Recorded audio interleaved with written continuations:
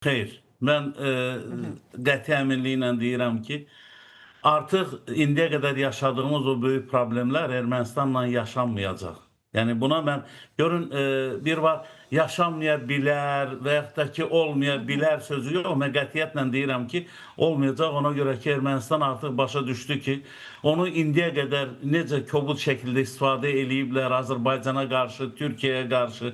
Qarşıdakı aylarda biz Ermənistan-Türkiyə münasibətlərinin də necə sürətlə belə deyək də isinişməyinin şahidi olacağıq. Əgər Türkiyə ilə yaxınlaşırlarsa, Türkiyə ilə sərhədlərin açılması, o cümlədən Azərbaycanla bu cür yəni münasibətlər qururlarsa, bundan sonra yəni kənar nə bilim Rusiyası, Fransası, Amerikası və digərləri olsun, yəni onların prosesə müdaxilə etməsi sözsüz ki, həmişə olub, var və olacaq. Bu aydın məsələ. Amma belə indiyə qədər, yəni Ermənistanı normal yola dəvət etmək əvəzinə uçuruma səsləmək, indi o Fransadan və yaxud da ki Hindistandan alınan silahlar da bu ordunun necə deyərlər, daim hazır olması üçün lazım olan tələbatdır. Yəni bu heç kimə sir deyil ki, bugün dünyada biz görürük ki, beynəlxalq hüquq deyilən bir anlayış yoxdur. Eşidilir də yəqin Jalə xanım. Bəli, bəli. Yəni ona görə də yəni Ermənistanın Hindistandan alacağı silahlarla oraya biz Ermənistanla müharibə istəmirik və hazırlaşmırıq. Ermənistan rəhbərliyində kimin olmasına bizim o variantı da nəzərə alırıq ki, əlbəttə ki, hər şey ola bilər.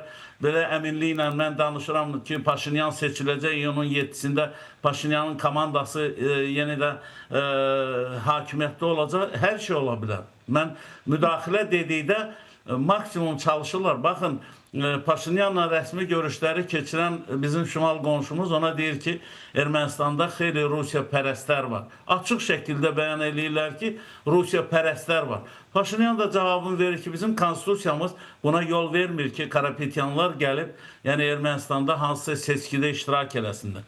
Əlbəttə ki, yenə də deyirəm ki, bu bir ay çox isti keçəcək. İsti o mənada yox ha, iqlim nöqteyi nəzərdən. Bu, mən siyasi cəhətdən demək istəyirəm.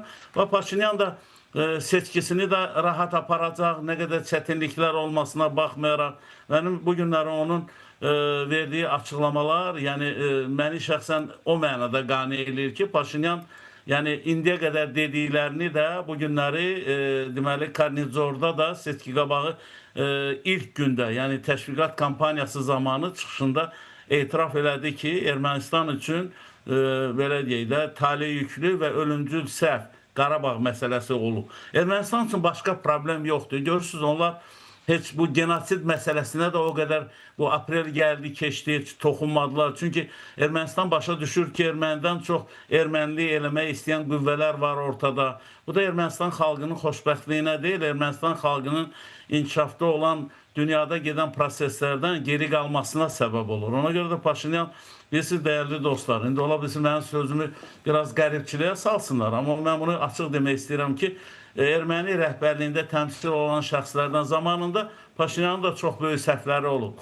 Xatırlayırıq, Şuşada onun yağlı getməsi, nə bilim, Qarabağ Ermənistandır deməsi və digəri. Sonra da özündə cəsarət tapıb bu səhvləri etiraf elədi və dedi ki, yəni bu mənim səhvim idi, amma məndən çox, yəni mənə güya dəstək olacaq qüvvələrin səhvi idi və onu da siz biraz əvvəl dediniz, kollektiv təhlükəsizlik müqaviləsi təşkilatı ilə ümumiyyətlə yollarını demək olar ki, 3-cü ildir. Yəni yollarını faktiki ayırıblar. Düzdür, formal olaraq o təşkilatın üzvüdür, amma Amma seçkilərdən sonra hətta tamamilə çıxacağı ilə bağlı da informasiya gəlir artıq. Elə də olacaq Jalə xan, baxarsınız. Çünki Ermənistanın bu günləri yəni istiqaməti tam fərqlidir. Ona görə də bu bir ay ərzində maraqlı hadisələr olacaq. Qonşu Ermənistanda gərginlik yaşanacaq, hətta təxribatlar törətməyə çalışacaqlar. Ona görə də biz arzuluyuruq ki, bizə sakit Ermənistan o cümlədən bizim üçün, yəni sakit belə deyək, işlərimizi həm işğaldan azad olmuş ərazilərdə, həm ölkəmizdə, həm də regionda qurmaq deməkdir.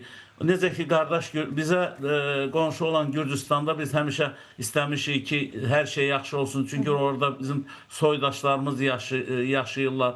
Yəni, ona görə biz onun marağındayıq ki, region inkişaf eləsin. Amma regionu inkişafdan saxlamaq, yenə də xam xəyallarla yaşayan siyasət və siyasətbazlar var ki, onlar düşünürlər ki, yenə də Ermənistan kartından Cənubi Qafqazda istifadə edəcəklər.